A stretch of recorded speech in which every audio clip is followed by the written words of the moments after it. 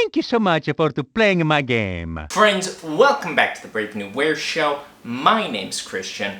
When J.Crew announced their bankruptcy like a month ago, I thought, boy oh boy, get ready, because a lot of other kind of irrelevant brands will almost certainly follow suit. I mean, if your brand wasn't succeeding before the pandemic, it's gonna be hard to move forward. But to my surprise, Gap's stock value just skyrocketed. And the reason being is because I just announced a new collaboration with Kanye West for a diffusion spin-off brand called Yeezy Gap. So I'm going to talk a little bit more about this situation, my own kind of predictions of what to expect from the brand, and what I perceive as pitfalls from this new, news clip. Before I go any further, if you are new, be sure to subscribe to the channel. There's a lot of crazy fashion content, and leave a like for the video because that's dope. So one of Gap's biggest problems before the pandemic started was that the Gap was kind of previously known for selling basics. That was what people shopped at the Gap for. It was for jeans, it was for t-shirts, it was for hoodies. They were the kind of brand that you could go to in the mall and they would have a simple version of what you were looking for. But in maybe the last decade or even 2 decades, the Gap has struggled to basically maintain that status as the go-to basics platform. Guys, a student Levi's, $13.95 from the world's largest seller of Levi's jeans. Fall into the Gap. And there, I think, are multiple reasons why that happened.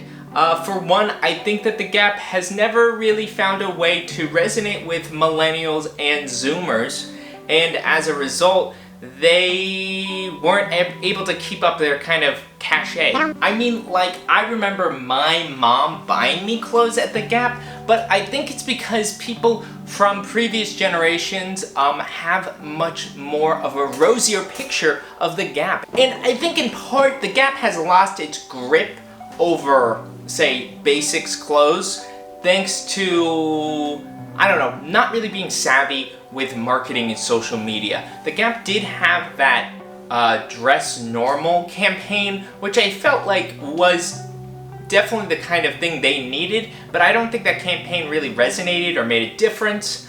Additionally, brands like Uniqlo have kind of pushed them out of that space. Uniqlo has done a better job of providing basics for the entire world. Other brands like Everlane, which is much more tailored towards a younger buyer, their MO is also to sell basics, and they have succeeded during times when the Gap has faltered. With the announcement of the Yeezy x Gap collaboration, the stock value of the Gap immediately skyrocketed, and the collaboration itself is pretty interesting for what we know right now.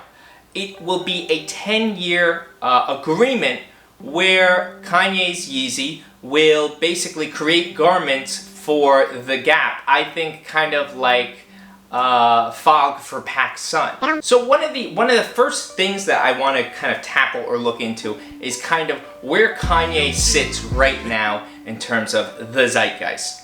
What is his kind of social standing?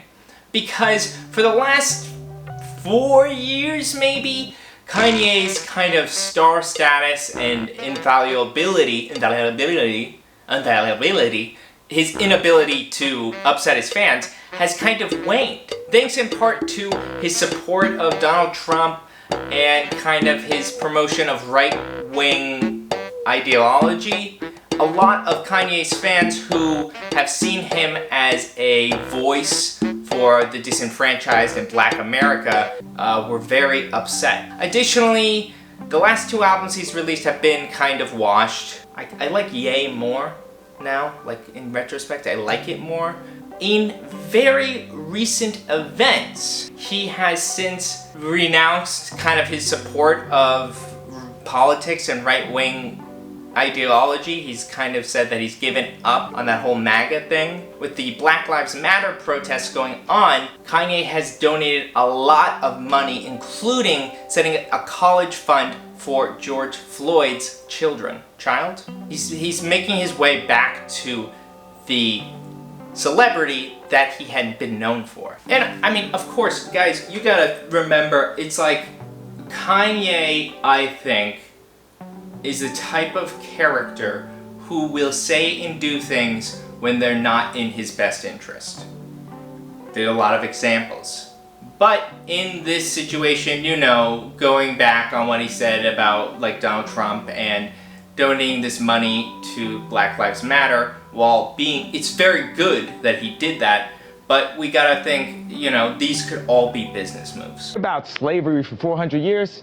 For 400 years, that sounds like a choice. So where is the Gap hurting? And I already mentioned one of the things, that they never really made inroads with millennials and Zoomers. So that's the first one. And obviously Kanye has done a great job of appealing to those demographics. Think like Everlane. Let's bring them up again.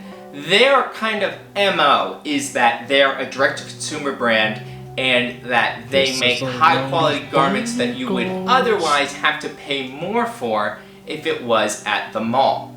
At least that's how they market themselves. And consumers who are millennials and Zoomers statistically spend a lot more time researching and trying to make calculated buying decisions because there's so much more on the internet. Everlane has appealed to that kind of, that impulse. So that dynamic shift is something the Gap needs to kind of really consider more. If you think about it this way, the Gap's like only money maker, because Banana Republic and the Gap bleed money, the only place they are really making money is Old Navy. And, you know, not for nothing, Old Navy is basically a fast fashion brand with kind of really cheap garbage clothes. And remember, most people just want to buy clothes and they want a deal, and if you can get a shirt at Old Navy for half the price, that's probably what you're gonna go for. Additionally, I think one of the other things that the Gap has struggled with is that they don't really have a strong value. Let me elaborate. The Gap is always putting clothes on sale. And what that does to the consumer is it teaches you never to buy anything at the Gap at full price because it will go on sale for like any reason. This constant churning of like trying to sell their items, while it was, I assume, a way to kind of combat the recession, it makes the Gap look like it's not worth its price. For one, I think Yeezy and the Gap kind of naturally fit together. If you think about Yeezy Seasons, they have, in essence, had a focus on clothing that is basic or practical or simple. It's almost always inspired by workwear or like military garments, which are typically very practical go-to pieces. And I think that translates very well into the Gap's oeuvre. The Gap has been known for its jeans, its shirts, its hoodies, and I could totally see Yeezy times Gap hoodies that maybe are in a similar shape or a similar cut or even a similar quality to the current Yeezy hoodies. I could imagine jeans cut in a vintage fit with maybe more interesting or more careful washes than the current Gap line. And I could also see Yeezy times Gap being kind of a more upscale basics that you can buy.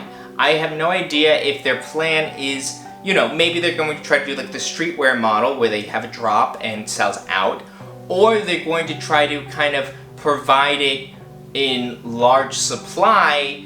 Think like when Uniqlo collaborates with like JW Anderson or Uniqlo U. Those are exciting releases, and garments do sell out, but Uniqlo has a huge supply of them, and they're basically in every store that they carry clothes in. There is an opportunity to kind of revive their hoodies. I think like one of the first hoodies I've ever owned was the cotton whatever pullover with Gap on the front. My prediction was that we were going to see kind of that Gap hoodie come back into fashion as like teenagers found those hoodies at thrift stores and started wearing them. There's something about it that feels a little more old school, and since it hasn't been seen in a while, I bet it could be cool again. But this is an opportunity for Gap to kind of recreate that signature hoodie with Yeezy. But what are some of the pitfalls? What do I think are some of the obstacles that this collaboration is gonna need to overcome? The collaboration, as far as the New York Times is reporting, is slated to last 10 years, an entire decade. And I think that one of the pitfalls is simply Kanye West. He is sporadic, he's controversial, and if he kind of falls out of favor again, that could dramatically hurt this business deal, which Gap has said by 2025 they hope to bring in at least $1 billion in revenue from Yeezy Gap. On the flip side, I think another pitfall would be this collaboration actually devaluing Yeezy. If Kanye is serious and dedicated in terms of making Yeezy a real high fashion brand, it's important to maintain and nurture that brand. Diffusion lines can sometimes be beneficial and, you know, not only bring in a lot of money, but not hurt the main label. Brands like Dark Shadow by Rick Owens or Polo by Ralph Lauren come to mind. Yeezy is to maintain or even say develop a standing as like a serious luxury brand. This collaboration could jeopardize that. These are massively produced collections and they've got Yeezy written all over them and they last for 10 years. There's a potential that we will see Yeezy as kind of a cheap Gap thing. Last pitfall is like, maybe the Gap is just too old. It's an iconic mall brand. And even like if we look at J. Crew that just filed for bankruptcy, their revival during the recession in the last 2 decades was based on the fact that they took an old brand and they made it modern and young again. I don't know. I'm optimistic. I am optimistic. I mean, Kanye has been a tastemaker. That has been a part of his big success, and I would love to see him be able to imbue that into this new collaboration, to be able to, in one way or another, whether it's hiring the right designers or just kind of putting his 2 cents into it, I'd love to see this collaboration be really on the money in terms of quality people want, the designs people want, and how on trend or not on trend these garments will be. If you liked the video, please leave a like. Let me know what you think in the comments down below. Do you think that this Gap times Yeezy collaboration is going to be hot stuff? Or is this just going to be like another forgettable nothing? Let me know down below. Of course, if you are loving this content, the #1 way you can help support us is by joining my patrons over at the Patreon. The link is in the description down below. It means the world to me, guys. I truly want to continue making these videos, making them better, beautiful, brighter, and if you join up, I mean you're dead. And like I said before, if you're new to the channel, be sure to subscribe. I make a lot of different fashion content. You can check it out in the channel, and I think you'll not want to miss it. So let me guys, blah, blah, blah, blah. So let me know what you think down below, and I'll catch you in the next video. Peace out. Give it to the world, peace, love, and Gap. We gon' give it to the world, peace, love, and Gap.